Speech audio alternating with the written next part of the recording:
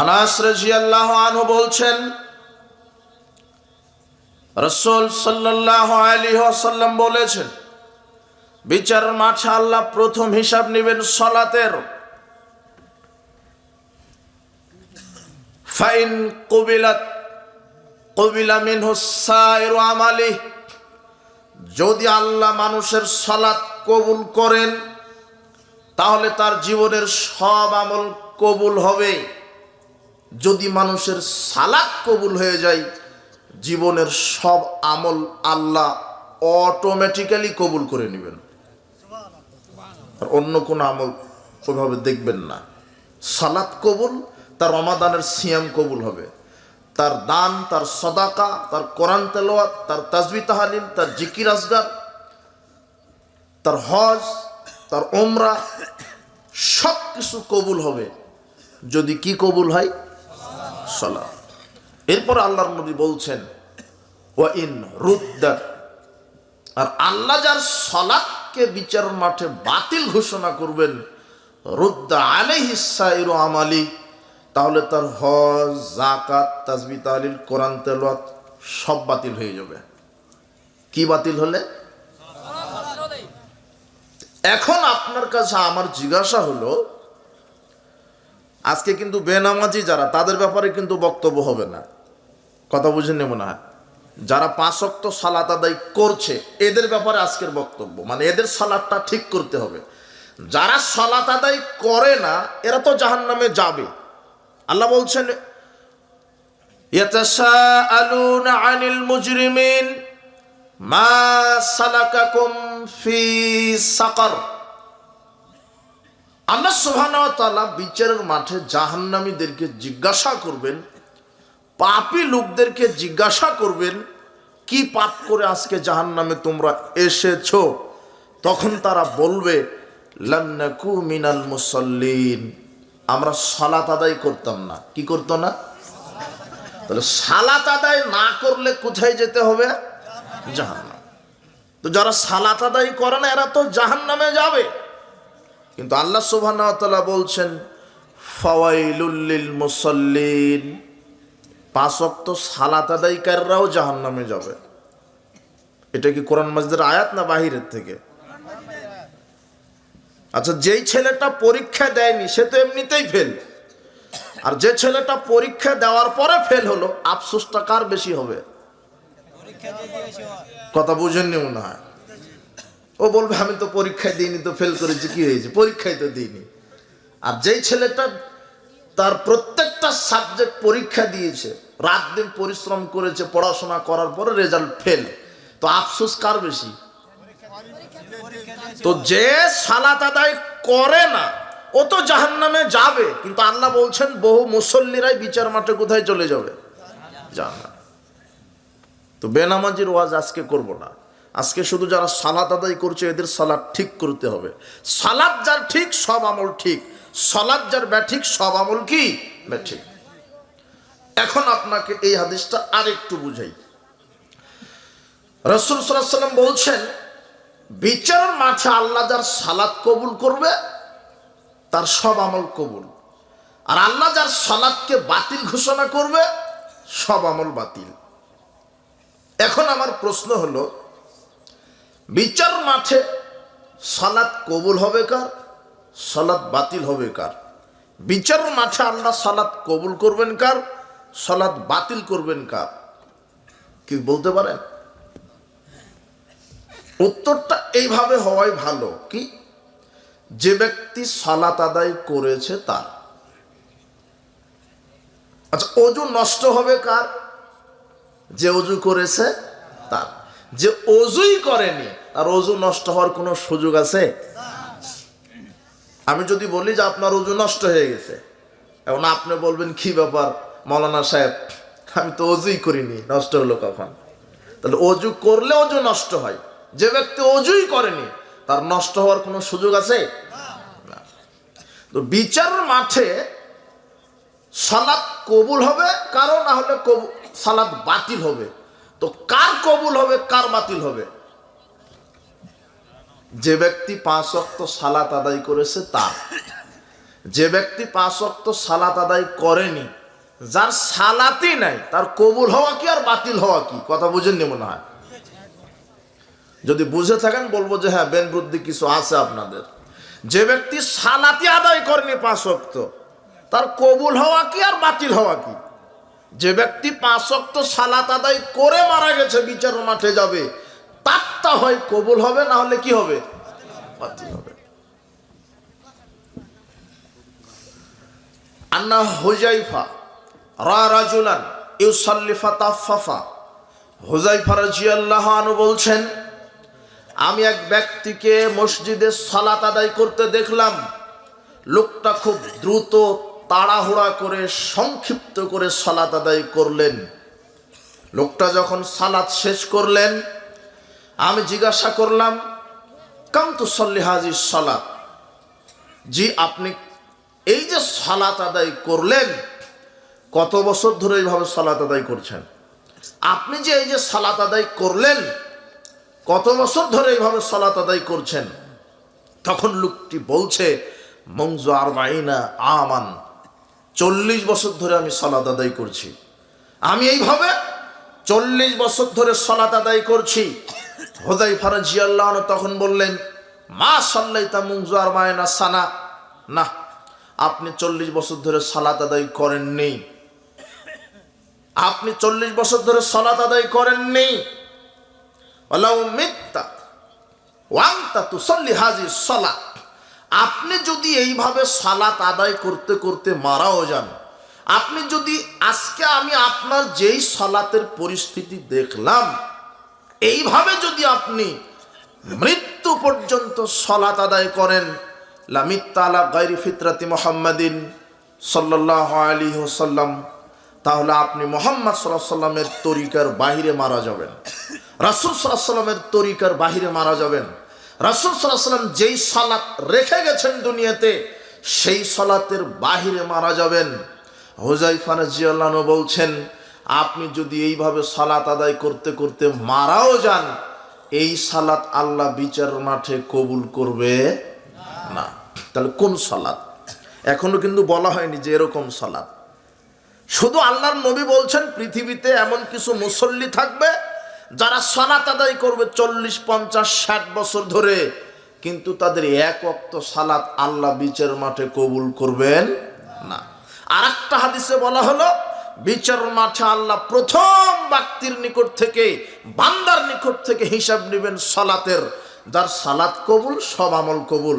যার সালাত বাতিল ঘোষণা হবে, তার সব আমল বাতিল। তার মানে বোঝা যাচ্ছে যে বিচার মাঠে বহু মানুষের সালাতকে আল্লাহ কি করে দিবেন? বাতিল করে দিবেন। এই মুসল্লি কারা? এই সালাত আদায়কারী কারা? এটা তো সাহাবীর ঘটনা শোনালাম। হুযায়ফা রাদিয়াল্লাহু আনহু, ইনি একজন সাহাবী।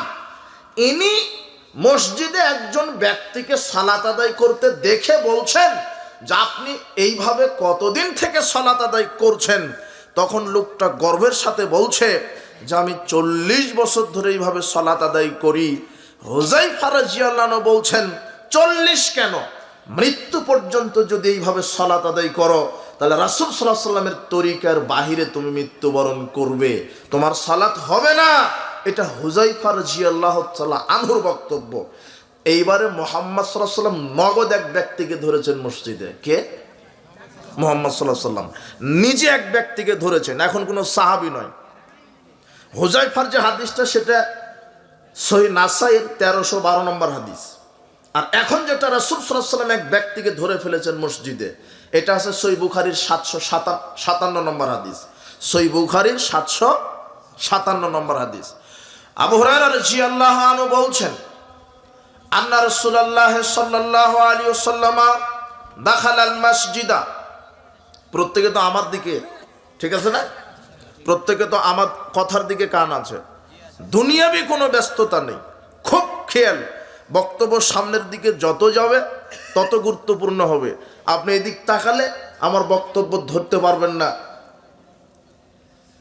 সালাতটা শুদ্ধভাবে শিখতে পারবেন না। আপনি যেভাবে সালাত আদায় করছেন, ওটা রাসূলের তরিকায় না হলে বিচার মাঠে সালাত বাতিল হবে। এই জন্য খুব খেয়াল করে নারী পুরুষ প্রত্যেককে, যেসব মা বোনেরা এসেছেন তাদেরকে বিনীত ভাবে আমরা বলছি, বিশেষ করে বিচার মাঠে নারীরা বেশি ক্ষতিগ্রস্ত হবে। আল্লাহর নবী বলছেন, আমি জাহান্নামে দেখলাম অধিকাংশই নারী, তাদের বহু কারণ আছে। তো ওই ঘটনা, ওই বক্তব্য আজকে নয়, তবে নারী পুরুষ প্রত্যেককে আমরা বলছি এক খেয়ালে এই দিকে লক্ষ্য করেন, সালাত। আবু হুরায়রা রাদিয়াল্লাহু আনহু বলছেন, আন্না রাসূলুল্লাহ সাল্লাল্লাহু আলাইহি ওয়াসাল্লাম দাখালাল মসজিদা, রাসূল সাল্লাল্লাহু আলাইহি ওয়াসাল্লাম একদা মসজিদে প্রবেশ করলেন। ফাদাখালা রাজুলুন, একটু পর আরেকজন ব্যক্তি মসজিদে প্রবেশ করলেন। ফাসাল্লাম আলান নবী সাল্লাল্লাহু আলাইহি ওয়াসাল্লাম, লোকটি প্রবেশ করে সালাত আদায় করলেন। রাসূল সাল্লাল্লাহু আলাইহি ওয়াসাল্লাম নিজে ব্যক্তির সালাত আদায় করা দেখছেন। লোকটা সালাত শেষ করে রাসূল সাল্লাল্লাহু আলাইহি ওয়াসাল্লামকে সালাম দিয়ে মসজিদ থেকে বের হয়ে যাচ্ছেন। ফারাদ্দা, রাসূল সাল্লাল্লাহু আলাইহি ওয়াসাল্লাম বললেন, ওয়া আলাইকুমুস সালাম, সালামের জবাব নিয়ে বললেন, ইরজি, এই লোক এদিকে আসো, এদিকে আসো, ফাসাল্লি ফাইন্নাকা লাম তুসাল্লি, তুমি সালাত আদায় করো, তুমি সালাত আদায় করোনি। ফারাজা ইউসাল্লি কামা সাল্লা, লোকটি আবার ফিরে আসলেন মসজিদের ভিতরে, আবার এসে আবার সালাত আদায় করলেন। রাসূল সাল্লাল্লাহু আলাইহি ওয়াসাল্লাম তার সালাত আদায় দেখলেন। রাসূল সাল্লাল্লাহু আলাইহি ওয়াসাল্লাম সালাত আদায় দেখলেন, লোকটা সালাত শেষ করে দ্বিতীয়বারের মতো আবার সালাম দিয়ে আবার মসজিদ থেকে বের হয়ে যাচ্ছেন। রাসূল সাল্লাল্লাহু আলাইহি ওয়াসাল্লাম দ্বিতীয়বারও বললেন, ইরজি ফাসাল্লি ফাইন্নাকা লাম তুসাল্লি, এই ফিরে আসো, আবার সালাত আদায় করো, তুমি সালাত আদায় করনি, তুমি আসো, তুমি সালাত আদায় করো, তুমি সালাত আদায় করনি। ফালাসান, তিনবার ঘটনা ঘটলো এরকম। লোকটা তিনবার নগদ সালাত আদায় করলেন, লোকটি তিনবার নগদ সালাত আদায় করলেন, লোকটি তিনবার নগদ সালাত আদায় করলেন। রাসূল সাল্লাল্লাহু আলাইহি ওয়াসাল্লামের সামনে করলেন, করে রাসূল সাল্লাল্লাহু আলাইহি ওয়াসাল্লামকে তিনবারই সালাম দিয়ে মসজিদ থেকে বের হতে চাচ্ছিলেন। রাসূল সাল্লাল্লাহু আলাইহি ওয়াসাল্লাম তাকে মসজিদ থেকে বের হতে দেননি, বলছে, ফিরে আসো, ফিরে আসো, ফিরে আসো, আবার সালাত আদায় করো, তুমি সালাতে আদায় করনি। লোকটি বিরক্ত ভার হয়ে বলছেন, ওয়াল্লাযী বা'সাকা বিল হক মা উহসিনু গায়রাহু, সেই আল্লাহর কসম করে বলছি যে আল্লাহ আপনাকে সত্য দিন সহ পৃথিবীতে প্রেরণ করেছেন, আমি এর চাইতে ভালো করে সালাত আদায় করতে জানি না। আমি এই যে তিনবার সালাত আদায় করলাম, এর চাইতে ভালো করে আমি সালাত আদায় করতে জানি না। ফাআল্লিমনি, আপনি আমাকে সালাত শিখিয়ে দিন। একজন সাধারণ ব্যক্তি কাকে বলছেন সালাত শিখিয়ে দেওয়ার জন্য? যিনি আল্লাহর পক্ষ থেকে প্রেরিত নবী, সর্বশ্রেষ্ঠ রসুল, যার প্রতি সর্বশ্রেষ্ঠ কিতাব কোরআন মাজিদ আল্লাহ অবতীর্ণ করেছেন, তিনি এখন লোকটাকে সালাতের ট্রেনিং দিবেন। তিনি মুহাম্মদ সাল্লাল্লাহু আলাইহি ওয়াসাল্লাম নিজে একজন ব্যক্তিকে এখন সালাত শিখাবেন।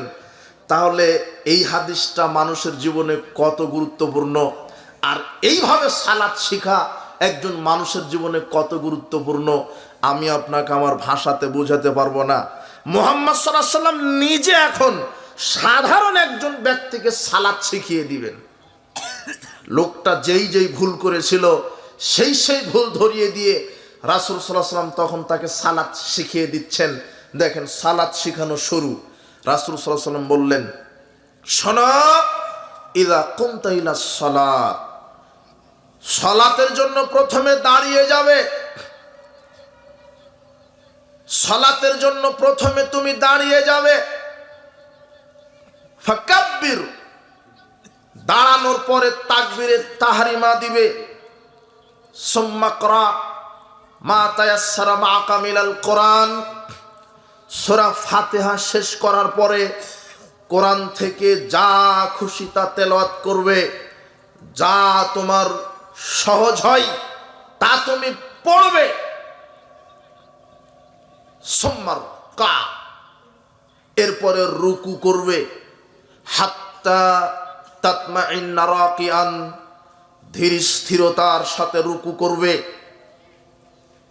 প্রশান্তির সাথে রুকু করবে, সুম্মার ফা, এরপরে রুকু থেকে উঠবে, রুকু থেকে উঠবে, এরপরে তুমি রুকু থেকে উঠবে, হাত্তা তাতা দিলা কয়মান, এরপরে রুকু থেকে সোজা হয়ে দাঁড়াবে, সুম্মাসজুদ, এরপরে সেজদা করবে, হাত্তা তাতমাইন্না সাজিদান, ধীর স্থিরতার সাথে সেজদা করবে, প্রশান্তির সাথে সেজদা করবে, সুম্মার ফা, এরপরে তুমি সেজদা থেকে উঠবে, হাত্তা তাতমাইন্না জালিসান, এরপরে দুই সেজদার মাঝখানে স্থির হয়ে বসবে, ওয়াফআল যালিকা সালাতিকা কুল্লিহা, শোনো তুমি এইভাবে তোমার সালাত আদায় সম্পাদন করবে, এইভাবে তুমি তোমার সালাতকে সম্পাদন করবে।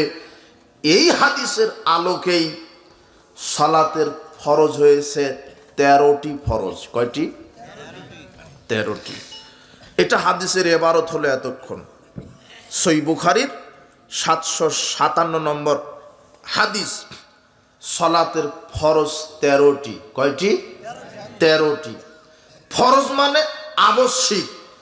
এই 13টির মধ্যে যে কোনো একটি যদি ইচ্ছাকৃতভাবে হোক আর ভুল করেও হোক যদি ছুটে যায় তাহলে সালাত বাতিল হবে। কি হবে? বাতিল হবে।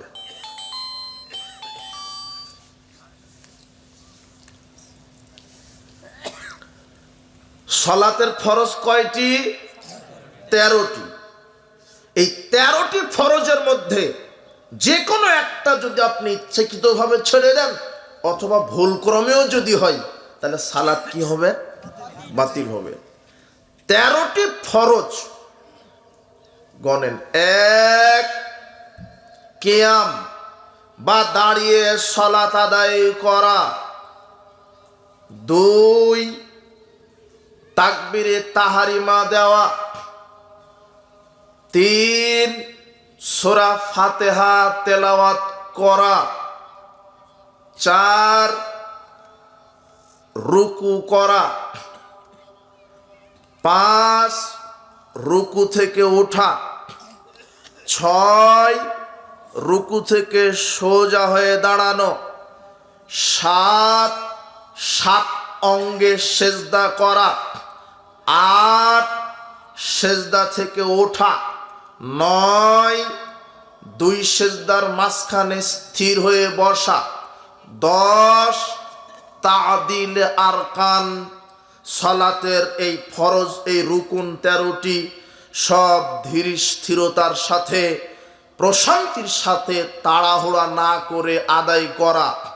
11, শেষ বৈঠক দেওয়া। সালাতের শেষ বৈঠক, যেই সালাত 3 অথবা 4 রাকাত বিশিষ্ট সালাত, 3 অথবা 4 রাকাত বিশিষ্ট সালাতে বৈঠক দুইটা, একটা প্রথম তাশাহুদের বৈঠক আর একটা সালাম ফেরানোর বৈঠক, শেষ বৈঠক। তো 11 নম্বর সালাতের ফরজ হলো শেষ বৈঠক দেওয়া। 12 নম্বর সালাতের ফরজ তাশাহুদ পাঠ করা। আত-তাহিয়াতু লিল্লাহি ওয়াস-সালাওয়াতু ওয়াত-তাইয়্যিবাত, এই তাশাহুদ পাঠ করা। 13 নম্বর সালাতের ফরজ হলো সালামের মাধ্যমে সালাত শেষ করা। কয়টা হলো? 13টা। এগুলি ফরজ, 13টি ফরজ। এখন এই 13টা ফরজ আপনাকে পালন করতে হবে একজন মানুষের তরিকায়। এই যুবক বলো তো সেই মানুষের নাম কি? হ্যাঁ, এখন তোমার সাথে আমার কথা। আজকে কিন্তু বক্তব্য না, ওয়াজও না, এটা হচ্ছে দাস, একটা ক্লাস হচ্ছে, ঠিক আছে না? এদিক ওদিক করলে আর আপনি এই সালাতের ট্রেনিংটা নিতে পারবেন না। খুব গুরুত্বপূর্ণ বিষয়। সালাতের 13টা ফরজ, এটার একটু ব্যাখ্যা দিয়ে আমরা ওয়াজিবের দিকে যাব। সালাতের ওয়াজিব আবার 8টা। কয়টা? সেটা পরে ইনশাল্লাহ। এখন 13টা ফরজ। ফরজ 13টি, কিন্তু 13টি ফরজ আমাকে পালন করতে হবে কার তরিকায়? রাসূল সাল্লাল্লাহু আলাইহি ওয়াসাল্লামের তরিকায়। 1 নম্বর সালাতের ফরজ কিয়াম বা দাঁড়ানো। এ ব্যাপারে আল্লাহ সুবহানাহু ওয়া তাআলা বলছেন, ওয়াকুমু লিল্লাহি কানিতিন, তোমরা আমার ইবাদত করো দাঁড়িয়ে, একনিষ্ঠ চিত্তে, একনিষ্ঠ চিত্তে, একাগ্রতার সাথে দাঁড়িয়ে ইবাদত করো। দাঁড়িয়ে সালাত আদায় করা ফরজ। কিন্তু যারা দাঁড়িয়ে সালাত আদায় করতে পারছে না, আল্লাহর নবী বলছেন তারা বসে সালাত আদায় করবে। যারা বসে সালাত আদায় করতে পারে না তারা শুয়ে সালাত আদায় করবে। বসা বলতে চেয়ার টেবিলে নয়, বসা বলতে চেয়ার টেবিলে নয়। রাসূল সাল্লাল্লাহু আলাইহি ওয়াসাল্লাম, সাহাবায়ে কেরাম, তাবিঈগণ, এগুলি থেকে, এনাদের থেকে কোনো প্রমাণ নেই যে এরা চেয়ার টেবিলে বসে সালাত আদায় করেছেন। তবে আমি বলছি না যে চেয়ারে সালাত আদায় করলে সালাত হবে না, এ কথা বলছি না। কথা হলো এই, একান্তই যদি চেয়ার ছাড়া আপনার সালাত আদায় করা অসম্ভব, চেয়ার বা টেবিল ছাড়া আপনি সালাত আদায় করতেই পারছেন না, একান্তই পারছেন না, সেই ক্ষেত্রে আপনি চেয়ার টেবিল ব্যবহার করেন। না হলে দাঁড়িয়ে না পারলে মাটিতে বসে, মাটিতে বসে না পারলে শুয়ে। ওখানে আর একটা কথা ছুটে গেল, আপনার যে চেয়ার ছাড়া সালাত হচ্ছেই না, এটা একমাত্র কে জানে? আল্লাহ। তো আপনি মোটর সাইকেলে ঠিকই কিক মারছেন, জমিনে গিয়ে ঠিকই কাজ করছেন, বাজারঘাট করছেন, মসজিদে চেয়ার কেন আপনার? কথা বুঝেন না? ওটা কি ঢং দেখাচ্ছেন আপনি?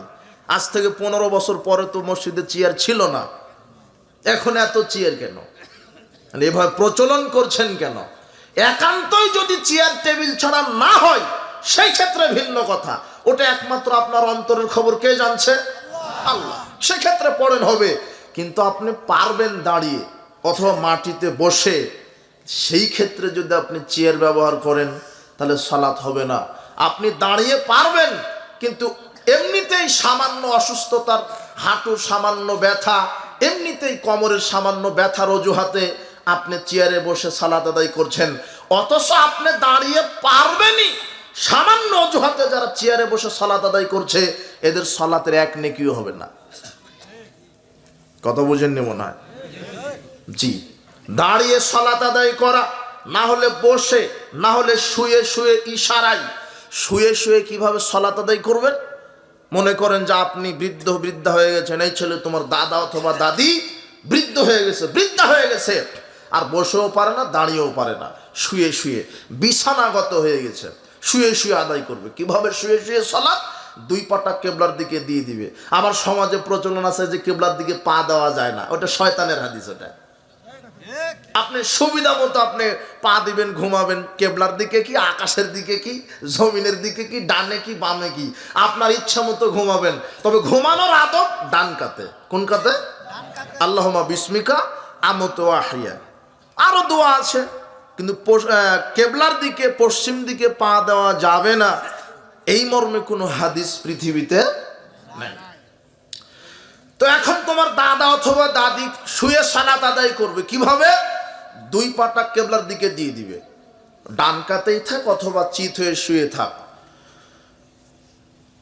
সালাতের নিয়ত করবে, নিয়ত বলা নয়, নিয়ত বলা বিদআত। নাওয়াইতু আন উসাল্লিল্লাহি তাআলা ফি যুহরি আরবা রাকাত, ফিল আসরে আরবা রাকাত, এইভাবে যে নিয়ত মুখে বলছে মানুষ, এর ব্যাপারে পৃথিবীতে একটা জাল হাদিসও নেই। কি নাই? সহি জয়ীফ না। পৃথিবীতে যত হাদিসের কিতাব আছে, হাদিসের কিতাব থেকে কোনো পৃথিবীতে কোনো মৌলবী সাহেব একটা জাল হাদিসও দেখাতে পারবে না। না হলে আগামীকাল আপনার এই চাপা নওয়াজ সব বড় বড় হুজুরকে এক মঞ্চে ডাকেন, ডেকে বলেন, মাওলানা সাহেব, আমরা যে বাপ দাদা থেকে শুনে আসছি এই যে সালাতের মুখে নিয়ত বলছে মানুষেরা, এটা কোন হাদিসে আছে? কথা বুঝেননি মনে হয়? আছে কোন হাদিসে? দেখবেন যে ও পারবে না, বলবো যে আমি তো অমুক জায়গা থেকে শুনে দাওরা ফারেক করেছি, মুক্তি হয়েছে, ও শুনে মুক্তিও। কথা বুঝেননি মনে হয়? নাই যে তার দেখাবে কি? তো নিয়ত করার বিষয়টা অন্তরে করে, তাহলে নিয়ত করলো, এরপরে শুয়ে আছে, কিন্তু আল্লাহু আকবার, আল্লাহুম্মা বাঈদ বাইনি ওয়া বাইনা খাতায়ায়া কামা বা'আদতা বাইনাল মাশরিক ওয়াল মাগরিব, আল্লাহুম্মা নাক্কিনি মিনাল খাতায়া ইউনাক্কাস সাওবুল আবইয়াজু মিনাদ দানাস, আল্লাহ মাগসিল খাতায়ায়া বিল মাই ওয়াস সালজি ওয়াল বারাদ। এটা কি পড়লেন? সানা। সুবহানাকা আল্লাহুম্মা বিহামদিকা ওয়া তাবারাকা ইসমুকা ওয়া তাআলা জাদ্দুকা ওয়া লা ইলাহা গায়রুকা। এটা জানেন, এটা পড়েন। এছাড়া এটা জানেন, এটা পড়েন। আল্লাহু আকবার বলে সানা পড়লেন। আউযু বিল্লাহি মিনাশ শাইতানির রাজিম, বিসমিল্লাহির রহমানির রহিম, সূরা ফাতিহা। এরপরে কোন একটা সূরা যদি প্রথম থেকে পড়ে তাহলে বিসমিল্লাহ সহ ইখলাস পড়লেন। কুল হুয়াল্লাহু আহাদ, ইখলাস। আল্লাহু আকবার, সুবহানা রাব্বিয়াল আযীম, সুবহানা রাব্বিয়াল আযীম। কোথায় এখন আপনি? কিন্তু আছেন কিভাবে? শুয়ে। সামি আল্লাহু লিমান হামিদা, আল্লাহুম্মা রাব্বানা লাকাল হামদ হামদান কাসীরান তাইয়িবান মুবারাকান ফীহি। আল্লাহু আকবার, সুবহান রাব্বিয়াল আ'লা, সুবহান রাব্বিয়াল আ'লা। কোথায় গেছেন এখন? কিন্তু আছেন কিভাবে? আল্লাহু আকবার, আল্লাহুম্মা ইগফিরলি ওয়ারহামনি ওয়াজবুরনি ওয়াহদিনি ওয়াআফিনি ওয়ারযুকনি। আল্লাহু আকবার, সুবহান রাব্বিয়াল আ'লা, সুবহান রাব্বিয়াল আ'লা, সুবহান রাব্বিয়াল আ'লা। আল্লাহু আকবার। আত-তাহিয়াতু লিল্লাহি ওয়াস-সালাওয়াতু ওয়াত-তাইয়্যিবাত। আসসালামু আলাইকা আইয়ুহান নবী ওয়া রাহমাতুল্লাহি ওয়া বারাকাতুহু। আসসালামু আলাইকা আইয়ুহান নবী ওয়া রাহমাতুল্লাহি ওয়া বারাকাতুহু। আসসালামু আলাইনা ওয়া আলা ইবাদিল্লাহিস সালিহিন। আশহাদু আল্লা ইলাহা ইল্লাল্লাহু ওয়া আশহাদু আন্না মুহাম্মাদান আবদুহু ওয়া রাসূলুহু। কোথায় এখন আপনি? বৈঠকে। কিন্তু প্রকৃত অবস্থা আপনি কি হয়ে আছেন? শুয়ে। আসসালামু আলাইকুম ওয়া রাহমাতুল্লাহ, আসসালামু আলাইকুম ওয়া রাহমাতুল্লাহ। সালাত কি হয়ে গেল? অথচ টোটালি আপনি কিভাবে ছিলেন? এটা হলো ইশারাতে শুয়ে শুয়ে সালাত। কথা বুঝেননি মনে হয়? মনে করেন যে আপনি বিছানাগত অ্যাক্সিডেন্টে পড়ে আছেন, আর দাঁড়াতেও পারেন না, শুতেও পারেন না। আরে বুড়া বুড়ি বৃদ্ধ হওয়া লাগবে কেন? একটা যুবক ব্যক্তি অ্যাক্সিডেন্ট হয়ে বিছানাগত হতে পারে না? এইভাবে তাকে সালাত আদায় করতে হবে। তাও আল্লাহকে বলতে পারবে না, আল্লাহ দাঁড়াতে পারি না, বসতেও পারি না, তাই সালাত আদায় করি না। এই কথা, এই ওজুর পেশ করার কোনো সুযোগ নাই। ওজু করে সালাত, পানি নেই, তাহলে আল্লাহ বলছেন তায়াম্মুম করো। তায়াম্মুম কি? পবিত্র মাটির উপরে বিসমিল্লাহ বলে 2 হাত মারো, এরপরে ফু দাও। একবার হাত মারতে হবে। বিসমিল্লাহ বলে একবার হাত মারলেন পবিত্র মাটির উপরে, মেরে ফু দিলেন। এরপরে 2 হাত দিয়ে মুখমণ্ডল একবার, বাম হাত দিয়ে ডান হাতের কবজি পর্যন্ত মাসা একবার, ডান হাত দিয়ে বাম হাতের কবজি পর্যন্ত মাসা একবার। এটা হলো তায়াম্মুম। তায়াম্মুম করতে হবে, মাটিও নাই। বিনা ওযু বিনা তায়াম্মুমে সালাত, বিনা ওযু বিনা তায়াম্মুমে সালাত। তবুও সালাত। দাঁড়িয়ে সালাত, দাঁড়িয়ে পারেন না, বসে সালাত, বসে পারেন না, শুয়ে শুয়ে সালাত, তবুও সালাত। তবুও সালাত আদায় করতে হবে। সালাত কারো মাপ নেই। যুবক, তোমার বাড়িতে তোমার দাদি আছে, তোমার দাদা আছে, বয়সের কারণে পেশাব পায়খানা আটকাতে পারে না। তোমার দাদা বলছে, বেটা যখনই সেজদায় যাই তখনই পেশাব বের হয়ে যায়, যখনই রুকুতে যাই তখনই পেটে চাপ লেগে পায়খানা বের হয়ে যায়। বয়সের কারণে পেশাব পায়খানা আটকাতে পারি না, সেজদায় গেলেই পেশাব বের হয়ে যাচ্ছে। তোমার দাদির সেজদায় গেলেই ঝরঝর করে পেশাব বের হয়ে যাচ্ছে, কোনো মতেই হয় না। প্রথম অবস্থায় পেশাব বের হলো, তোমার দাদি মনে করলো যে না, কাপড় চেঞ্জ করে পবিত্র হয়ে আবার নতুন পবিত্র পোশাক পরে আবার সালাত শুরু করি। আবার শুরু করতে লেগেছে, সেজদায় যাওয়ার সাথে সাথে পেটে চাপ লেগে আবার কি বের হয়ে গেল? পেশাব। আটকাতেই পারে না বয়সের কারণে। এখন তোমার দাদি অথবা দাদা বলতে পারবে না, বেটা আমি তো পেশাব পায়খানা আটকাতে পারি না, তাই সালাত আদায় করি না। জি না, শরীয়ত এইভাবে বলছে যে তোমার দাদি পেশাব পায়খানাও করতে থাকবে, সালাত আদায় করতে থাকবে। আল্লাহ তোমার দাদা দাদির পূর্ণ সালাত আদায় কবুল করে নেবেন। তবুও সালাত, কেবলামুখী হয়ে সালাত আদায় করতে হয়। গাড়িতে আছেন, উড়োজাহাজে আছেন, ওয়াক্ত হয়ে গেছে, কেবলা তালাশ করতে পারছেন না। আল্লাহ বলছেন ফায়নামা তুয়াল্লু ফাসাম্মা ওয়াজহুল্লাহ, যেদিকে এখন তাকাবে সেদিকে আমার চেহারা আছে। তুমি যেদিকে খুশি সেদিকে দাঁড়িয়ে সালাত আদায় করো, আমি আল্লাহ সালাত কবুল করে নেব। তবুও সালাত, কথা বুঝেন নেব না। সালাত ব্যতিক্রম একটা ইবাদত। তো আমি সালাতের গুরুত্ব আজকে বোঝাতে চাচ্ছি না, আমি সালাতের পদ্ধতি বলতে চাচ্ছি। বলছিলাম সালাতের রুকুন 13টি, ফরজ 13টি, এই 13টি ফরজ পালন করতে হবে রাসূল সাল্লাল্লাহু আলাইহি ওয়াসাল্লামের তরিকায়। তার 1 নম্বর কিয়াম বা দাঁড়িয়ে সালাত আদায় করা। দাঁড়াবেন কিভাবে? ফরজ তো দাঁড়ানো, কিন্তু দাঁড়ানোর সুন্নাতটা কি, তরিকাটা কি, এটা জানা লাগবে না? জি, এক খেয়ালে সামনে যত আমরা এগোবো তত আলোচনাটা গুরুত্বপূর্ণ বহন করবে ইনশাআল্লাহ। কিয়াম এটা হলো দাঁড়িয়ে সালাত আদায় করা ফরজ, দাঁড়ানো ফরজ, কিন্তু দাঁড়াতে হবে সুন্নাহ মোতাবেক রাসূল সাল্লাল্লাহু আলাইহি ওয়াসাল্লামের তরিকায়। এইবারে রাসূল সাল্লাল্লাহু আলাইহি ওয়াসাল্লাম বলছেন, শোনো, আব্দুল্লাহ ইবনে ওমর রাদিয়াল্লাহু আনহু বলেন, রাসূল সাল্লাল্লাহু আলাইহি ওয়াসাল্লাম বললেন, আকিমুস সুফুফা, তোমরা যখন দাঁড়াবে কাতার সোজা করে দাঁড়াবে, হাজু বাইনাল মানাকিব ওয়াসুদ্দুল খালাল, কাঁধে কাঁধ মিলিয়ে দাঁড়াবে, দুই পরস্পরের দুই পায়ের মাঝের ফাঁকা জায়গা বন্ধ করে দাঁড়াবে, ওয়ালিনু বিআইদি ইখওয়ানিকুম, তোমাদের ভাইয়ের হাতের সাথে হাতটা মিলিয়ে দাঁড়াবে, ওয়ালা তাজারু ফুরুজাতিন লিশ-শায়তান, শয়তানের জন্য পরস্পরের দুই পায়ের মাঝে তোমরা ফাঁকা রেখো না, শয়তানের জন্য তোমরা দুই পায়ের মাঝে ফাঁকা রেখো না। মান ওয়াসালা সাফফান ওয়াসালাহুল্লাহ, আল্লাহ যে ব্যক্তি কাতারে দাঁড়ানোর সময় পায়ে পায়ে মিলিয়ে দাঁড়াবে, আল্লাহ সেই ব্যক্তিদেরকে বিচার মাঠে আল্লাহ নিজেই ভাবে কাছে টেনে নেবেন। ওয়ামান কাতা সাফফান কাতাহুল্লাহ, আর যে ব্যক্তি সালাতে দাঁড়ানোর সময়তে 4 আঙ্গুল আধা হাত ফাঁক রেখে পৃথক করে কাতার দাঁড়াবে, আল্লাহ তাকে বিচার মাঠে আল্লাহর নিকট থেকে পৃথক করে দিবেন। বাংলাদেশের অধিকাংশ মসজিদগুলিতে আপনি জরিপ করেন, এই মোল্লারা 4 হাত আধা হাত ফাঁকা রেখে রেখে সালাত আদায় করে। এক একটা মোল্লার ডিগ্রি কত, ও বলছে যে আমি এই, আমি সেই, আমি 90 গাড়ি কিতাব পড়া আলেম, আমার ডিগ্রি এই, আমি ইংরেজিতে কথা বলতে পারি, আমি উর্দুতে কথা বলতে পারি, এগুলো হলো তার ডিগ্রি। ও বলছে এরা হলো এক একটাই ইবলিশের দালাল, এরা হাদিসের অপব্যাখ্যা করে বলছে যে না না না না না, পায়ের সাথে তো পা মিলানো দেওয়া যাবে না, কেন? এটা বেয়াদবি হবে। কি হবে? বেয়াদবি হবে। এই ইবলিশের দালাল বলে কি রে, ও বলছে যে বেয়াদবি হবে। তো বেয়াদবি যে হবে এটা কোথায় পেলেন আপনি? পায়ের সাথে পা মিলিয়ে দাঁড়ালে বেয়াদবি হবে, এটা আপনি কোথায় পেলেন? কোন হাদিসের কিতাবে লেখা আছে 4 আঙ্গুল ফাঁকা রেখে আধা ফাঁকা রেখে কাতারে দাঁড়াতে হবে? এটা পৃথিবীর কোন হাদিসের কিতাবে সহি সনদে লেখা আছে?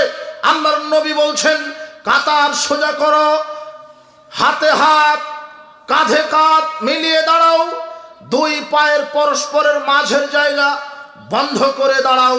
কিন্তু এক শ্রেণীর ইবলিশের দালালেরা যুক্তি দিচ্ছে, অন্ধখোড়া যুক্তি, যে পায়ের সাথে পা মিলালে বেয়াদবি হবে। কোথায় শিক্ষক, কোথায় ছাত্র? ছাত্রর পাটা শিক্ষকের পায়ের সাথে লেগে গেলে তো শিক্ষকের সাথে বেয়াদবি করলো ছাত্র। কোথায় বাপ, কোথায় বেটা? বেটার পা যদি বাপের পায়ের সাথে লেগে যায় তাহলে বাপের সাথে ছেলেটা বেয়াদবি করলো। কোথায় মুচি আর কোথায় মন্ত্রী? মুচির পাটা যদি মন্ত্রীর পায়ের সাথে লেগে যায় তাহলে মুচি তো মন্ত্রীর সাথে বেয়াদবি করলো। এই কাঠমোল্লা মনে করেছে সালাতে বাপ বেটার পরিচয় চলে। জি না, সালাতে মুচি, মেথর, মেম্বার, চেয়ারম্যান, এমপি, মন্ত্রী সবাই আল্লাহর চাকর,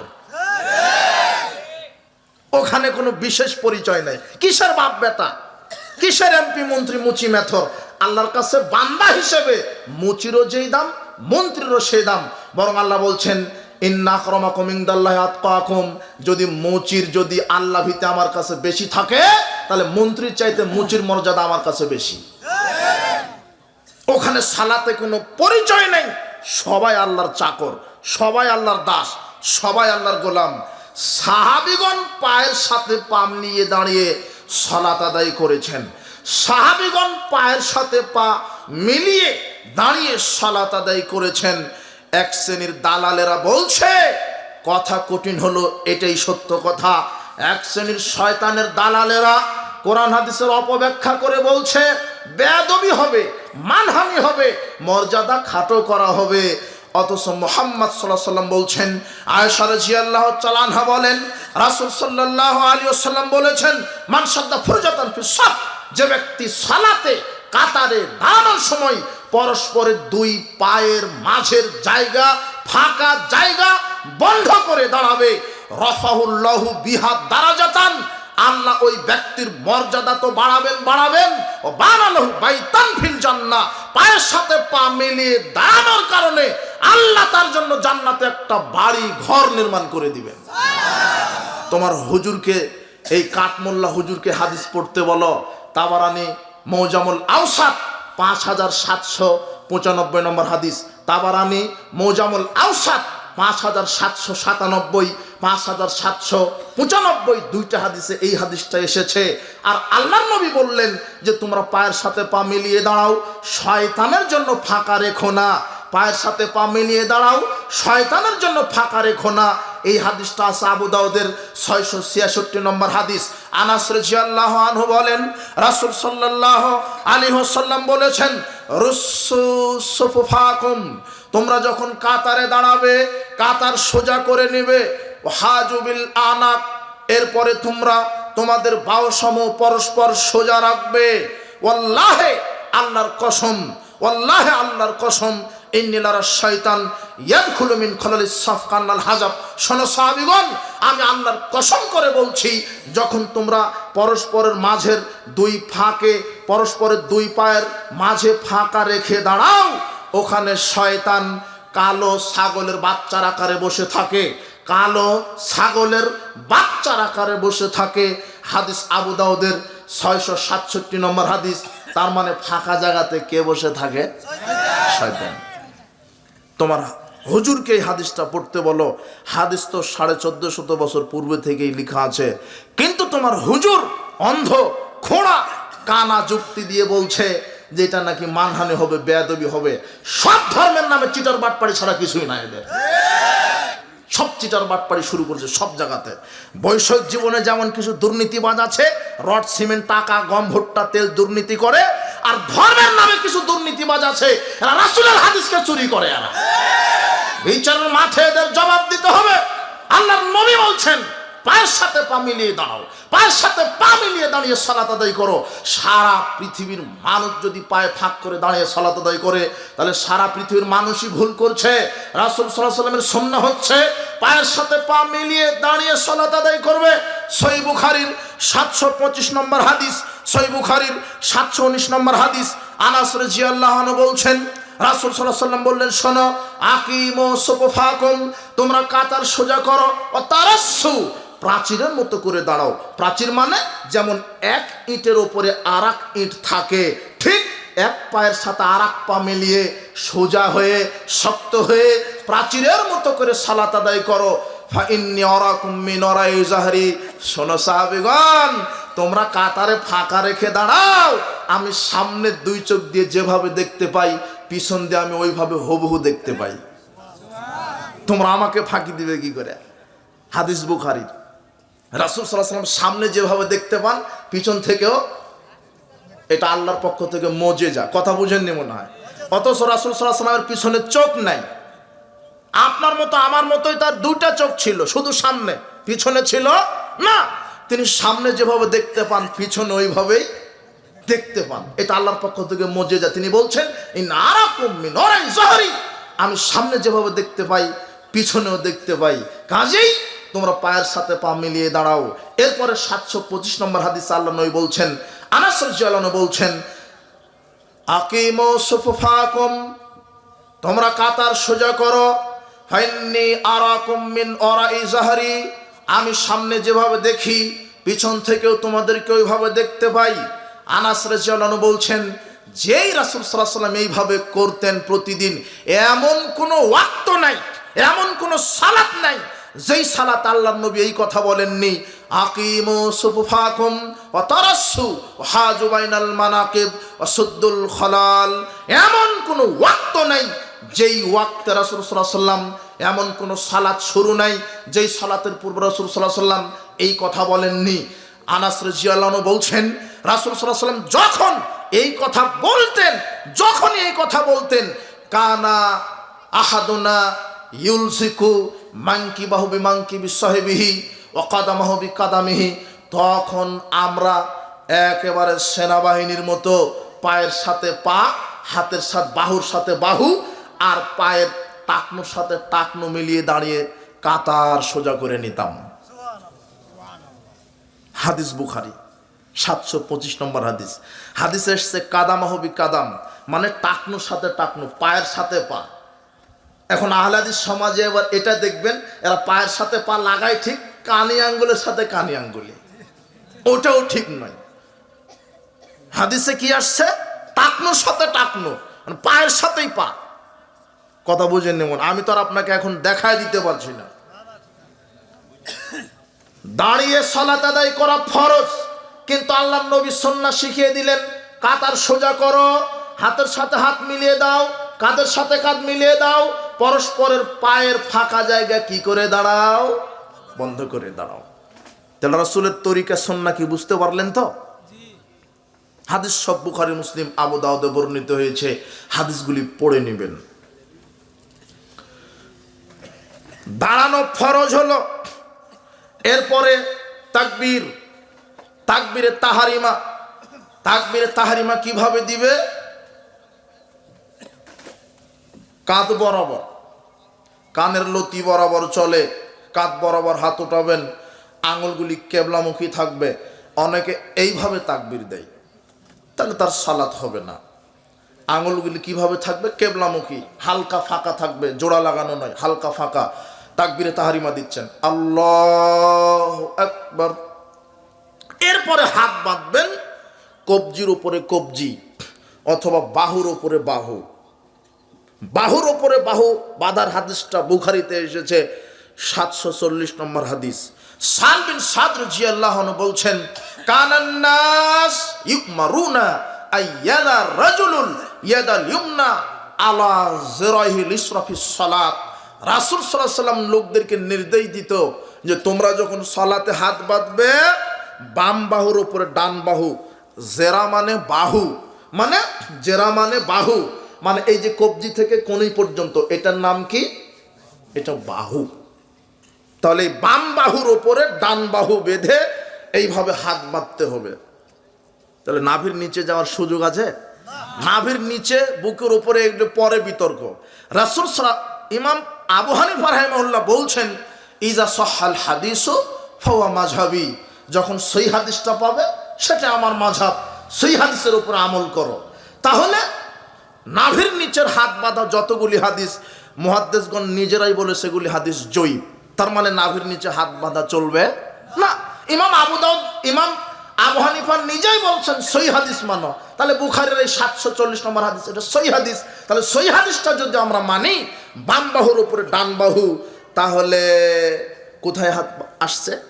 বুকের উপরে। নাভির নিচে যাওয়ার সুযোগ আছে নাকি? না। তাহলে সহি হাদিস মোতাবেক সালাতে দাঁড়াবেন, হাত বাঁধবেন, তাকবীরে তাহরিমা দিয়ে হাত বাঁধবেন। কিন্তু কিছু ধর্মের নামে দালাল আছে, সিটার আছে, এরা বলছে যে কিছু ব্যক্তি আছে তারা বলছে যে অবাক, তারা বলছে যে পুরুষ বাঁধবে নাভির নিচে আর মহিলা বাঁধবে বুকের উপরে। পুরুষ বাঁধবে নাভির নিচে আর মহিলা বাঁধবে বুকের উপরে।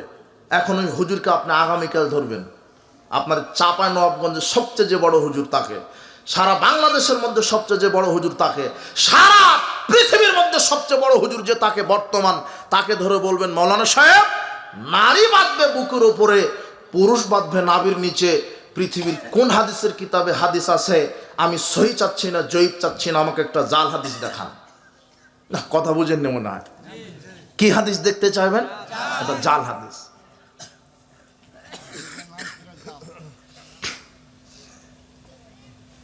যদি নাভির নিচে নারী পুরুষ একই, যদি বুকের উপরে নাভির বুকের উপরে নারী পুরুষ একই, নারী পুরুষের সালাত পার্থক্য করলো কি? কোরআন হাদিসে নারী পুরুষের সালাতের কোনো পার্থক্য নেই। দাঁড়ানো থেকে শুরু করে, পায়ের সাথে পা মেলানো থেকে শুরু করে, তাকবীর তাহরিমা থেকে শুরু করে, হাত বাঁধা থেকে শুরু করে, রুকু সিজদা থেকে শুরু করে, তাকবীর তাহরিমা থেকে, কিয়াম থেকে, তাকবীর তাহরিমা থেকে সালাম ফেরানো পর্যন্ত নারী পুরুষের সালাতের কোনো পার্থক্য নাই। পার্থক্য তৈরি করলেন কে? কেন করলেন? পুরুষ নাভির নিচে মহিলা বুকের উপরে, এরকম পৃথিবীর মাটিতে কোনো হাদিসের কিতাবে একটা জাল হাদিসও নেই। তবু মানুষ খাচ্ছে, চলছে, শয়তান যা বোঝাই মানুষ তাই বুঝে, অথচ বুকের উপরেই হাত বেঁধে সালাত আদায় করতে হবে। হলবাত তাই রাদিয়াল্লাহু আনহু বলছেন, রাআইতু রাসূলুল্লাহ সাল্লাল্লাহু আলাইহি ওয়াসাল্লাম ইয়াদাল ইউমনা আলা ইয়াদিল ইসরা আলা সাদরিহি, মুসনাদ আহমদ 26610 নম্বর হাদিস। হলবাত তাই রাদিয়াল্লাহু আনহু বলছেন, রাসূল সাল্লাল্লাহু আলাইহি ওয়াসাল্লামকে আমি দেখেছি তিনি বাম কবজির উপরে ডান কবজি রেখে বুকের উপরে হাত রেখে সালাত আদায় করেছেন। সহিহ ইবনে খুজাইমা 479 নম্বর হাদিস। ওয়াইল বিন হুজর রাদিয়াল্লাহু তাআলা আনহু তিনি বলেন, সাল্লাইতু মা রাসূলিল্লাহ সাল্লাল্লাহু আলাইহি ওয়াসাল্লাম, আমি রাসূল সাল্লাল্লাহু আলাইহি ওয়াসাল্লামের সাথে সালাত আদায় করেছি। ফাওয়াদা ইয়াদাহু লিমনা আলা ইয়াদিল ইসরা আলা সাদরিহি, তিনি বাম কবজির উপরে ডান কবজি বেঁধে বুকের উপরে হাত বেঁধে সালাত আদায় করেছেন। তাউস রাহিমাহুল্লাহ থেকে আবু দাউদের 759 নম্বর হাদিসে এসেছে, তিনি বলছেন, কানা রাসূলুল্লাহ সাল্লাল্লাহু আলাইহি ওয়াসাল্লাম ইয়াদাউল ইমনা আলা ইয়াদিল ইসরা আলা সাদরিহি সুম্মা ইয়াশুদ্দু বাইনাহুমা, রাসূল সাল্লাল্লাহু আলাইহি ওয়াসাল্লাম বাম কবজির উপরে ডান কবজি রেখে খুব শক্তভাবে রেখে বুকের উপরে হাত বেঁধে সালাত আদায় করেছেন। তাহলে বুকের উপর হাত, নারী পুরুষের একই বিধান। নারী যে বুকের উপরে, পুরুষ নাভির নিচে, এরকম একটা জাল হাদিস পৃথিবীর মাটিতে নেই। বুকের উপরে হাত বেঁধে সালাত, তাকবীরে তাহরিমা দিয়ে হাত বুকের উপরে বাঁধবেন, কবজির উপর কবজি, না হলে বাহুর উপর বাহু। 3 নম্বর সালাতের ফরজ সূরা ফাতিহা পাঠ করা। উবাদা ইবনে সামিত রাদিয়াল্লাহু আনহু বলেন, রাসূল সাল্লাল্লাহু আলাইহি ওয়াসাল্লাম বলেছেন, লা সালাতা লিমান লাম ইয়াকরা বিফাতিহাতিল কিতাব, ওই ব্যক্তির সালাত হয় না যে ব্যক্তি সালাতে সূরা ফাতিহা পাঠ করে না। ওই ব্যক্তির সালাত হয় না যে ব্যক্তি সালাতে সূরা ফাতিহা পাঠ করে না। ছোট হোক বড় হোক, নারী হোক পুরুষ হোক, ইমাম হোক মুক্তাদি হোক, একাকী হোক আর জামাতের সাথে হোক, ফরজ হোক নফল হোক, ইদায়ন হোক জানাজা হোক, তাহাজ্জুদ হোক আর বিতির হোক, যার নাম সালাত, প্রত্যেকেরই সূরা ফাতিহা বাধ্যতামূলক। যার নাম সালাত সেই সালাতেই সূরা ফাতিহা পাঠ করা বাধ্যতামূলক। যার নাম সালাত, প্রত্যেক সালাতেই প্রত্যেকের জন্য সূরা ফাতিহা পাঠ করা ফরজ। যে ব্যক্তি সূরা ফাতিহা পাঠ করে না তার সালাত হলো না। কথা বুঝেছেন? তার সালাত হবে না। ফাতিহা পাঠ করতে হবে। হুজুর বলছে যে ইমাম পড়লেই হবে, মুক্তাদির লাগবে না। তো এটা কি হিন্দু ধর্ম নাকি যে ব্রাহ্মণ পড়লেই হয়ে গেল সব?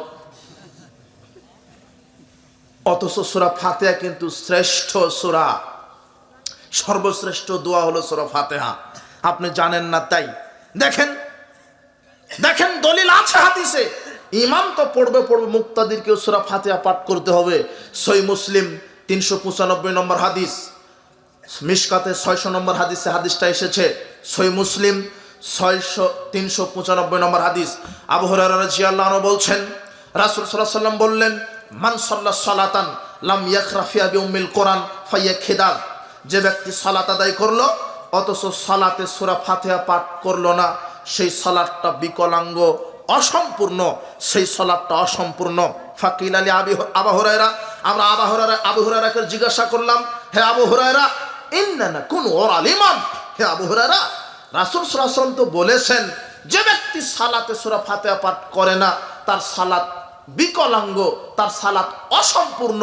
কিন্তু আমরা যদি ইমামের পিছনে থাকি, ইমামের, তবুও কি সূরা ফাতিহা পাঠ করতে হবে? তখন আবু হুরায়রা বলছেন, হ্যাঁ, রাসূল সাল্লাল্লাহু আলাইহি ওয়াসাল্লামকে আমি বলতে শুনেছি। রাসূল সাল্লাল্লাহু আলাইহি ওয়াসাল্লাম বলেছেন, ইকরা ফিহা বিনাফসিক, তোমরা ইমামের পিছনে চুপে চুপে সূরা ফাতিহা পাঠ করে নাও। সুবহানাল্লাহ, ইমামের পিছনে সূরা ফাতিহা পাঠ করে নাও। এই জন্য প্রশিক্ষণের ব্যাপার। অনেক ইমাম সাহেব সূরা ফাতিহা একেবারে 5G গতিতে মেরে দেয়, মুসল্লি পিছনে ধরতে পারে না। অথচ এক একটা আয়াত থেমে থেমে পড়া উত্তম। আলহামদুলিল্লাহ রাব্বিল আলামিন, আর রহমানির রহিম, মালিক ইয়াউমিদ্দিন, ইয়্যাকা না'বুদু ওয়া ইয়্যাকা নাস্তাঈন, ইহদিনাস সিরাতাল মুস্তাকিম, সিরাতাল্লাযীনা আন'আমতা আলাইহিম গায়রিল মাগযুবি আলাইহিম ওয়ালাদ-দাল্লিন। আমিন। এই যে থেমে থেমে পড়বে, যখন বলবে আলহামদুলিল্লাহি রাব্বিল আলামিন, এর ফাঁকে মুসল্লি কি করে নেবে? আর রহমানির রহিম কি করে নেবে? মালিক ইয়াউমিদ্দিন। কত বুঝেননি? সালাত একটা ট্রেনিং এর ব্যাপার। ইমামের পিছনে চুপে চুপে মুক্তাদিরা পড়ে নিবে। পড়লে কি হবে? রাসূল সাল্লাল্লাহু আলাইহি ওয়াসাল্লাম বলছেন, ক্বাল আল্লাহু তাআলা, আল্লাহ তাআলা বলছেন, কসমতুস সালাত বাইনা ওয়া বাইনা আবদিন নিসফাইন। শোনো মুহাম্মদ সাল্লাল্লাহু আলাইহি ওয়াসাল্লাম, আমি সালাতকে আমার এবং বান্দার মধ্যে অর্ধেক ভাগ করেছি। ওয়ালি আবদি মা সালা, সালাতে বান্দা যা চাই আমি তা দিয়ে দিব। ইযা ক্বালাল আব্দু, বান্দা যখন বলে, আল্লাহ বলছেন, শোনো মুহাম্মদ সাল্লাল্লাহু আলাইহি ওয়াসাল্লাম, ইযা ক্বালাল আব্দু, বান্দা যখন বলে আলহামদুলিল্লাহি রাব্বিল আলামিন, ক্বালা আল্লাহু তাআলা হামিদানি আব্দি, বান্দা যখন বলে আলহামদুলিল্লাহি রাব্বিল আলামিন, তখন আল্লাহ সাথে সাথে বান্দার জবাব দিয়ে বলছেন, বাহ, ওই বান্দাটা আমার প্রশংসা করলো। ইযা ক্বালাল আব্দু, বান্দা যখন সূরা ফাতিহা পাঠ করে, এই গাধা ছেলে, এই গাধাই শোনো, বান্দা শুধু ইমাম না পিছনের মুক্তাদিরাও? বুঝেননি মনে হয়? না, শুধু বান্দা মনে হয় ইমাম, আর পিছনের সব কুকুর সিগাল নাকি এরা? হাদিসে আসছে কি ইযা ক্বালাল আব্দু, যদি বলতো ইযা ক্বালাল ইমাম, ইমাম যখন বলে তখন আমি ইমামের জবাব দিব এইভাবে, আল্লাহ যদি বলতো। কিন্তু আল্লাহ বলছেন কি, বান্দা যখন বলে, মানে ইমামও আল্লাহর বান্দা, মুক্তাদিরাও আল্লাহর বান্দা।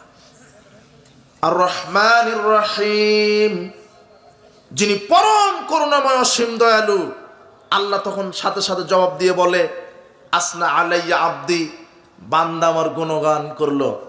মালিক ইয়াউমিদ্দিন, যখন বান্দা বলে যিনি বিচার দিবসের মালিক, তখন আল্লাহ বলে মাজ্জাদানি আব্দি, বান্দা আমাকে সম্মান প্রদর্শন করলো। ইয়্যাকা না'বুদু ওয়া ইয়্যাকা নাস্তাঈন, যখন বান্দা বলে আল্লাহ একমাত্র তোমারই ইবাদত করি, তোমার কাছেই আমরা সাহায্য চাই, তখন আল্লাহ বলে এইটা আমার আর আমার বান্দার মধ্যে অর্ধেক ভাগ। কেমন? ইবাদত করবে আমার বান্দা, আর সাহায্য করব বান্দাকে আমি আল্লাহ। মানে যে আল্লাহর ইবাদত করবে তাকে কে সাহায্য করবে? আল্লাহ। দেখেছেন কত গুরুত্বপূর্ণ একটা দোয়া সূরা ফাতিহা। ইহদিনাস সিরাতাল মুস্তাকিম, আল্লাহ বলছেন, যখন হাদিসে কুদসি আল্লাহ বলছেন, যখন বান্দা সালাতে বলে আল্লাহ আমাদেরকে সিরাতে মুস্তাকিম, সহজ সরল পথ দেখাও, সিরাতাল্লাযীনা আন'আমতা আলাইহিম গায়রিল মাগযুবি আলাইহিম ওয়ালাদ-দাল্লিন, আল্লাহ যারা নিয়ামত প্রাপ্ত নবীন, সিদ্দিকিন, শুহাদা, সলিহিন, এদের পথ আমাদেরকে দেখাও, পথভ্রষ্ট আর অভিশপ্ত ইহুদি খ্রিস্টানের পথ আমাদেরকে দেখায় না। তখন আমরা বলি আমিন, আল্লাহ তুমি কবুল করো। আল্লাহ বলছেন, আরে ওয়ালি আবদি মা সালা, এটাই তো আমার বান্দার জন্য। বান্দা সূরা ফাতিহায় আমার কাছে যা চেয়েছে আমি তাদেরকে সবই দিয়ে দিলাম। কি চাইলেন আপনি সূরা ফাতিহায়? প্রশংসা করলেন, সঠিক পথ চাইলেন, হেদায়েত চাইলেন, ইহুদি খ্রিস্টানের অভিশপ্ত পথভ্রষ্ট এই এদের পথ থেকে আপনি পরিত্রাণ চাইলেন, আর সব শেষে বললেন আমিন। আমিন বলা সুন্নাত, আমিন বলা কি সুন্নাত। এখানেও বলছে যে না, জোরে আমিন বলা যাবে না। কিভাবে আমিন বলা বন্ধ করছে? অবাক কথা, আমিন জোরে বলতে হবে। আবু হুরায়রা রাদিয়াল্লাহু আনহু বলছেন, রাসূল সাল্লাল্লাহু আলাইহি ওয়াসাল্লাম বলেছেন, ইযা আমানাল ইমাম ফাআমিনু, যখন ইমাম আমিন বলে তখন তোমরা আমিন বলো। ফাইন্নাহু মান ওয়াফাকা তামিনুহু তামিনাল মালায়েকা গুফিরা লাহু মা তাকাদ্দামা মিন যামবিহি। ইমাম যখন আমিন বলে তখন তোমরা আমিন বলো। কেন? ইমামের আমিন বলার সাথে সাথে ফেরেশতারা আমিন বলে, ইমামের আমিন বলার সাথে সাথে ফেরেশতারাও আমিন বলে। তোমাদের আমিনটা যদি ফেরেশতাদের আমিনের সাথে মিলে যায় তাহলে আল্লাহ তোমাদের বিগত সব পাপ ক্ষমা করে দেন। ইদা আম্মানাল ইমাম, যখন ইমাম আমিন বলে তখন তোমরা আমিন বলো। তো ইমাম যদি চুপে চুপে বলে আপনি বুঝতে পারবেন? ইমাম বলবে জোরে, ওটা শুনে আপনাকে বলতে হবে কি আমিন। এই হাদিসের সঠিক বুঝ আল্লাহ সুবহানাহু ওয়া তাআলা আমাদেরকে দান করুন।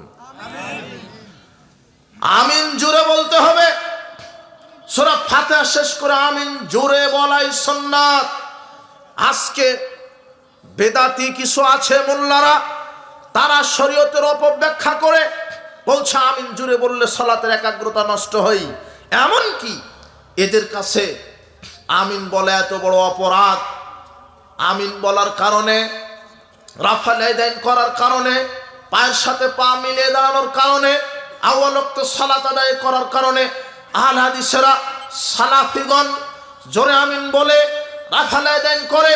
এই অপরাধে এক শ্রেণীর ধর্মের দালালেরা, দ্বীনের দালালেরা, এক শ্রেণীর শয়তানের দালালেরা আহলে হাদিসের মসজিদকে ভেঙে দেওয়ার দুঃসাহসিকতা দেখায়, মাদ্রাসাকে বন্ধ করার দুঃসাহসিকতা দেখায়, আহলে হাদিসের প্রোগ্রামগুলিকে থানায় গিয়ে মিথ্যা অপবাদ দিয়ে মামলা দিয়ে আহলে হাদিসের প্রোগ্রামকে বন্ধ করে। ইতিহাসে এরাই সবচাইতে বড় সন্ত্রাস। আশ্চর্য কথা, একটা লোককে আমিন বলার কারণে মসজিদ থেকে পিটিয়ে রক্তাক্ত করে বের করে দেওয়া হয়েছে, অথচ সে সুদখোর নয়, সে মদখোর নয়, সে জেনাকর নয়, সে দুর্নীতিবাজ নয়, তার চরিত্র খারাপ নয়, শুধু রাসূলের সুন্নাহ অনুযায়ী আমল করার কারণে এদের গা জ্বলে। আয়েশা রাদিয়াল্লাহু তাআলা আনহা বলছেন রাসূল সাল্লাল্লাহু আলাইহি ওয়াসাল্লাম বলেছেন মা হাসাদাতকুমুল ইয়াহুদু আলা শাই, ইহুদিদের দুইটা কারণে গা জ্বলে। কয়টা কারণে? ইহুদিরা মুসলমানের দুইটা আমল সহ্য করতে পারে না, মুসলমানের দুইটা আমল ইহুদিদের সহ্য হয় না। হাসাদাতকুম আলা সালাম ওয়াত তামিন, মুসলমানেরা সালাম দেয় আসসালামু আলাইকুম ওয়া রাহমাতুল্লাহ, আর মুসলমানেরা সূরা ফাতিহা শেষে জোরে আমিন বলে। এইটা দেখে গা জ্বলে ইহুদিদের। তো এখন গা জ্বলে কাদের? বেদাতীদের। কথা বুঝেন নেও না।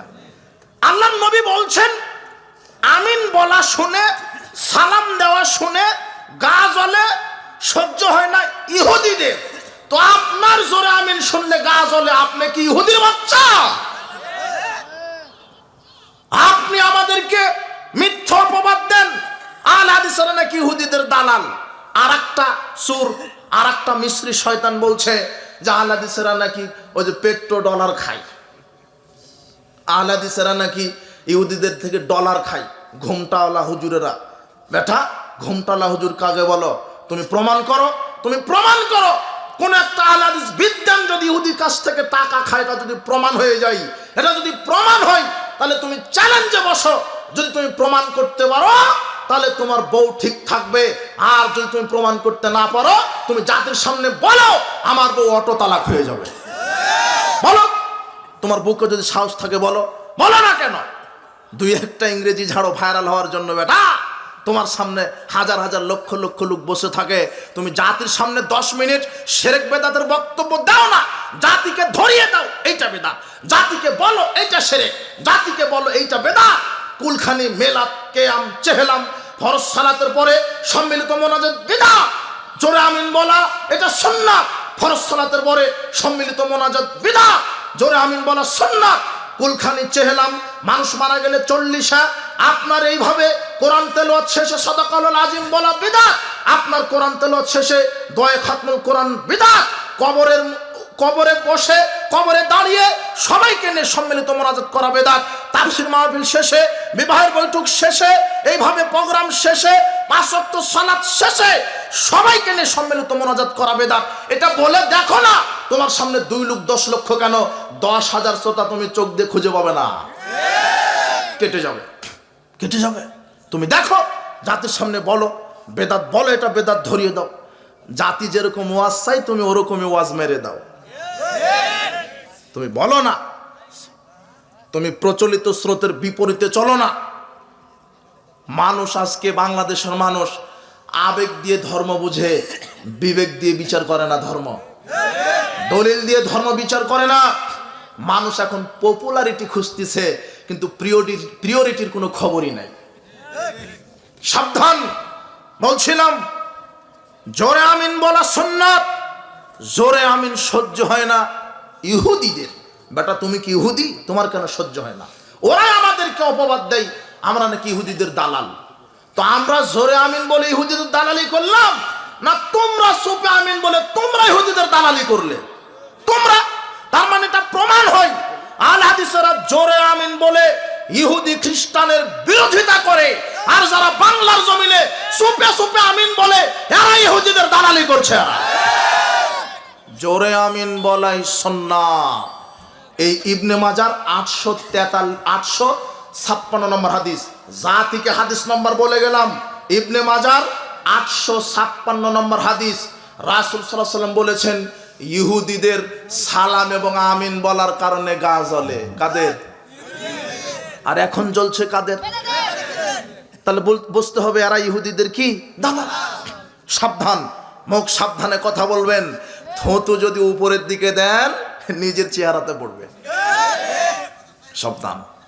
আহলে হাদিসের প্রত্যেকটা আমল, প্রত্যেকটা কর্ম দলিলের উপরে নির্ভরশীল, দলিল দ্বারা সাব্যস্ত হয়েছে।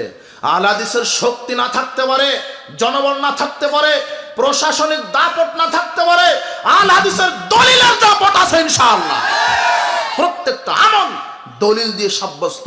দলিলের জোরে আমরা কথা বলি, কোনো বাপ দাদার দোহাই দিয়ে নয়। বাপ দাদার দোহাই দিয়ে ধর্ম চলবে না। পীরের দোহাই দিয়ে, খানকার দোহাই দিয়ে, মাজারের দোহাই দিয়ে, কোন দলের দোহাই দিয়ে ধর্ম চলবে না। ধর্ম চলবে একজন মানুষের দোহাই দিয়ে, যার নাম মুহাম্মদ সাল্লাল্লাহু আলাইহি সাল্লাম। বলছিলাম সূরা ফাতিহা শেষে আমিন জোরে বলতে হবে, এটাই সুন্নাত। 4 নম্বর সালাতের ফরজ। 4 নম্বর সালাতের ফরজ রুকু করা। 4 নম্বর সালাতের ফরজ রুকু করা। ধীরস্থিরতার সাথে, প্রশান্তির সাথে রুকু করবেন। 4 নম্বর ফরজ। 5 নম্বর ফরজ সালাতের রুকু থেকে উঠা। 6 নম্বর ফরজ রুকু থেকে সোজা হয়ে দাঁড়ানো। এখানে একটা কথা আপনি লক্ষ্য করেন, এই দিকে লক্ষ্য করেন। রুকুতেই 3টা ফরজ। রুকুতে কয়টা ফরজ? রুকুতেই 3টা ফরজ। রুকু করা ফরজ, রুকু থেকে উঠা ফরজ, রুকু থেকে সোজা হয়ে দাঁড়ানো ফরজ। এখানে কেন এটা হলো? অধিকাংশ মুসল্লিকে দেখবেন রুকু করে, রুকু থেকে উঠে সোজা হয়ে দাঁড়ায় না। রুকু করে, উঠার ভান করে সেজদায় চলে যায়। এইভাবে যদি ও মরা পর্যন্ত সালাত আদায় করে, ওর এক ওয়াক্ত সালাত আল্লাহ কবুল করবেন না। মুহাম্মদ সাল্লাল্লাহু আলাইহি সাল্লাম ওই লোকটাকে দেখলেন ওইভাবেই। লোকটা রুকু করছে, রুকু থেকে উঠেই সেজদায় চলে যাচ্ছে। তাই রাসূল সাল্লাল্লাহু আলাইহি সাল্লাম তাকে কয়বার বললেন সালাত আদায় করো? 3 বার। তা আপনারটা হবে মনে হয়, তাই না? আপনি অমুক দল করেন, এই জন্য আপনার সালাত এমনিতেই হবে মনে হয়। আপনি অমুক পীরের মুরিদ, আপনার 90 গাড়ি হুজুর, কেতাব পড়া হুজুর, আপনারটা হবে মনে হয়, তাই না? জি না, 90 গাড়ি কেন? রাসূল সাল্লাল্লাহু আলাইহি ওয়াসাল্লামের তরিকায় যদি সালাত না হয়, যত বড় বিদ্বান হন, আপনার সালাত কবুল হবে না। উপস্থিত বৈঠকের মুসলিম দিনী ভাই বোন, আপনাদেরকে বলছি, রুকু করা ফরজ, রুকু থেকে উঠা ফরজ, রুকু থেকে সোজা হয়ে দাঁড়ানো ফরজ। 6 নম্বর ফরজ। 7 নম্বর ফরজ 7 অঙ্গে সেজদা করা। কয় অঙ্গে? 7 অঙ্গে। 7 অঙ্গ কি? এইদিকে লক্ষ্য করেন, মা বোনেরা এইদিকে লক্ষ্য করেন। নাক এবং কপাল 1, 2 হাত 3, 2 হাঁটু 5, 2 বৃদ্ধাঙ্গুলি 7, 2 পায়ের বৃদ্ধাঙ্গুলি 7। কয় অঙ্গ হলো? 7। সেজদায় যখন যাবেন লম্বা ভাবে সেজদা দিবেন। যখন সেজদায় আছেন তখন পিছনের 2 পাটা থাকবে এইভাবে জোড়া লাগানো। বোঝেননি মনে হয়? এটা সুন্নাত। আর 2 বৃদ্ধাঙ্গুলি যেন মাটিতে লেগে থাকে। একটা বৃদ্ধাঙ্গুলি যদি মাটির উপরে থাকে আর আপনি সেজদায় আছেন, তাহলে সালাত হবে না। সহিহ বুখারীর 816 নম্বর হাদিস, উমিরতু আন আসজুদা আলা সাবআতিন। আল্লাহ আমাকে 7 অঙ্গে সেজদা দেওয়ার জন্য অর্ডার করেছেন। কে অর্ডার করেছেন? 7 অঙ্গে সেজদা দেওয়া ফরজ। মনে থাকবে না মনে হয়? 7 অঙ্গেই দেন। অনেক দেখবে যে নাকটা ঠেকে নাই, জি না। অনেকে দেখবেন সেজদা আছে, বৃদ্ধাঙ্গুলিটা মাটির উপরে রেখে দিয়েছে, সালাত বাতিল, জি না। যখন সেজদা করবেন 7 অঙ্গের সেজদা। আবু হুরায়রা রাদিয়াল্লাহু আনহু বলছেন, রাসূল সাল্লাল্লাহু আলাইহি ওয়াসাল্লাম বলেছেন, আসরাকুন নাস আল্লাযী ইয়াসরিকু সালাতাহু, সবচেয়ে বড় চোর সালাত চোর, সবচেয়ে বড় চোর সালাত চোর। কাইফা ইয়াসরিকু সালাতাহু? সাহাবীগণ বলেন, আল্লাহর নবী, মানুষ কি করে সালাতকে চুরি করে? আল্লাহর নবী, মানুষ কিভাবে সালাতকে চুরি করে? তখন আল্লাহর নবী বলছেন, লা ইউতিম্মু রুকুআহা ওয়ালা সুজুদাহা, যারা সালাতে রুকু সেজদা ঠিক মতো করে না, এরাই সালাতকে চুরি করে। যারা রুকু সেজদা কি করে না, ঠিক মতো করে না। অধিকাংশ মুসল্লির রুকু সেজদা হয় না, রুকুতে যায় মনে হচ্ছে দাঁড়িয়ে আছে, কোমরটা হালায় না। কথা বুঝেননি মনে হয়? আবার রুকু থেকে টুটার ভান করে কোথায় চলে গেছে? সেজদায়। কিন্তু সেজদা যখন দিবেন, রুকু সেজদা ঠিকভাবে করতে হবে। সেজদা 7 অঙ্গের সেজদা দিবেন। আর নারী পুরুষের সালাতের কোনো পার্থক্য নেই। মা বোনদেরকে বলছি, অধিকাংশ মা বোন সেজদা দিতেই জানে না।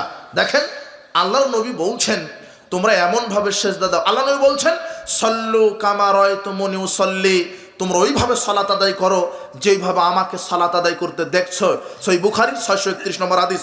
রাসূল সাল্লাল্লাহু আলাইহি ওয়াসাল্লাম বলছেন, তোমরা ওইভাবে সালাত আদায় করো যেইভাবে আমাকে সালাত আদায় করতে দেখছো। শোনো, আর আমি সালাত শিখিয়ে দিয়ে গেলাম। নারী পুরুষ একইভাবে সেজদা করবে, লম্বাভাবে সেজদা করবে।